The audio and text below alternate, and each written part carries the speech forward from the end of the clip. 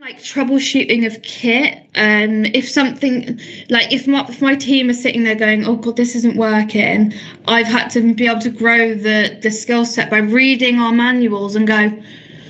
right, okay, the troubleshooting page is here, it's giving me this error message, what pipes do I need to take out, potentially clean, what do I need to run through them, does it need a new calibration, do I need to be emailing the servicing like kit company to sit there and go, I'm having this problem. The amount of phone calls I've made during the middle of the day going, help, this product's going out the door tomorrow and I need this working.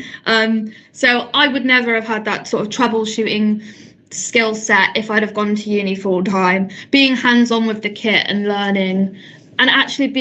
having the freedom to not panic about getting something wrong as well, because I feel like at uni you get the one sort of chance to do that test, and if it goes wrong it's kind of like, oh great, all right, that's that hour over with. Whereas you're in work, you could repeat this 15 different times if you're given the freedom to do so, and like you say, if the test goes wrong, you've learned how to correct it as well, and